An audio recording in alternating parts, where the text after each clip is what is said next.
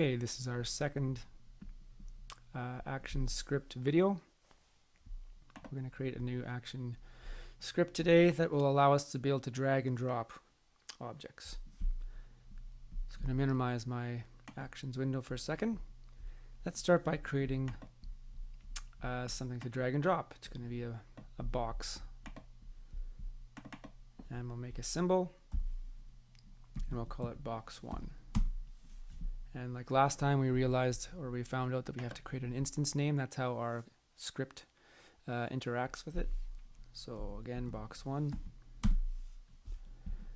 And like last time, we have to click on our object that we want to apply any script to. So we have to make sure that's highlighted, and then we can double click in our code snippets. If you don't have a code snippets, in our actions window, there's this code snippet button. So you click on that one to activate this other window to pop up. And in there, we have, this time it will be in our actions folder. So open up that actions folder, and there's drag and drop. You can just double click on that, and it adds the code that we need.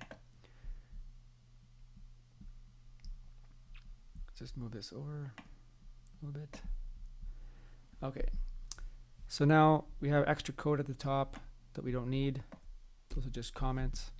So here's what is happening. Box1 is what we called it, and it's going to be listening for or waiting for someone to click for a mouse down on it. So as you press down on the mouse, it's going to call this click to drag method or function, and inside the brace brackets here is what happens when you click on it, and that is that the box1 you can be able to drag it. There's also another one. This time it's a mouse up, so when I let go of the mouse button, it's going to call this one.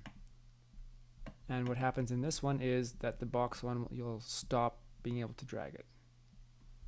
So let's control enter to test it out. So here's our object, and I can click and drag it.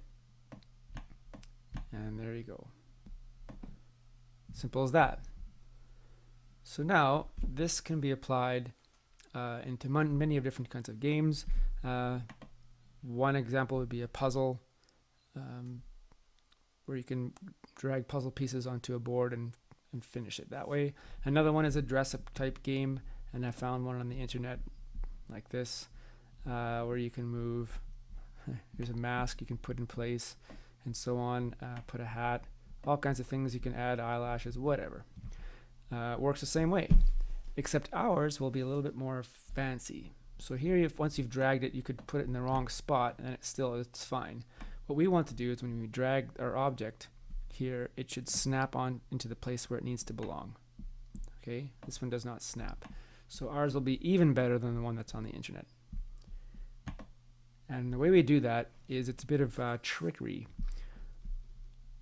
When we drag this object to a different spot, we want it to be able to snap. We'll actually have another object in its place where it's supposed to go, and it will be invisible. When we drag the object onto that one, this object will disappear, and the one that we had will show up. We'll work with the opacity, so how much we can see through it or not. Show you what we need. So we've made this box1, and if we go into our library, we can drag another instance of it onto the stage. Same thing, but we have to give it an instance name that's different from this one. We call the other one box1, let's call this one box2, just to keep it simple. And now we'll make this one invisible. To do that, we go still in our properties. Here's our color effect. There's a style, and what we're working with is our alpha. And I think we briefly touched on alpha in our first lesson. So instead of going all the way invisible, we'll pretend that it is all the way invisible, just so we can still see where we want to kind of drag it into. Okay. Let's go back to our actions. And remember from last lesson that we know that it created an actions layer automatically as soon as we added some action script. So let's go to that first layer, go to our actions. So what we want to have happen is, when we let go of the mouse where we dragged it to, if it is touching the other object, we want them to switch the opacity. So I'll type out the code and then we'll talk about it. So if with a regular bracket.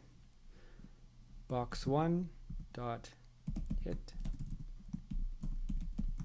test object with a bracket. What are we going to hit? Box2. Actually, this should have been box1. Box1 dot hit test object. Box2. We are going to work with the alpha of box1. So box1 dot alpha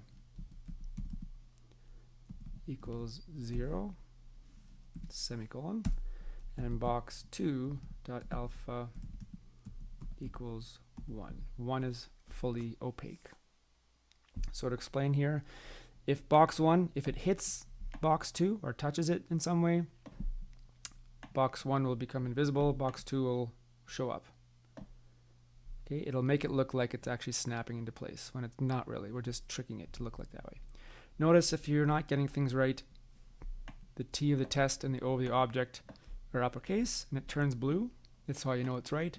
Also note this closing bracket closes this first one, and the second one right after closes with this one over here. All those little details matter. This is not a regular bracket, it's a brace bracket, and it closes here.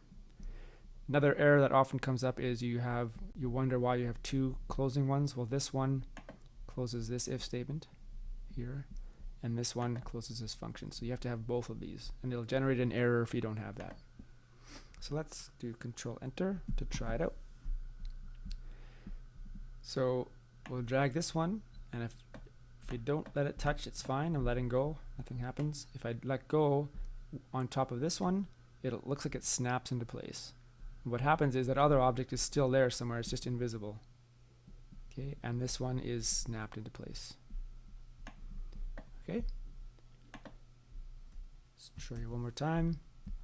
You could be just barely touching it any spot and it'll snap it into place. So now, based on that, you're ready to make your own dress-up game, and that is found in the assignments on the website.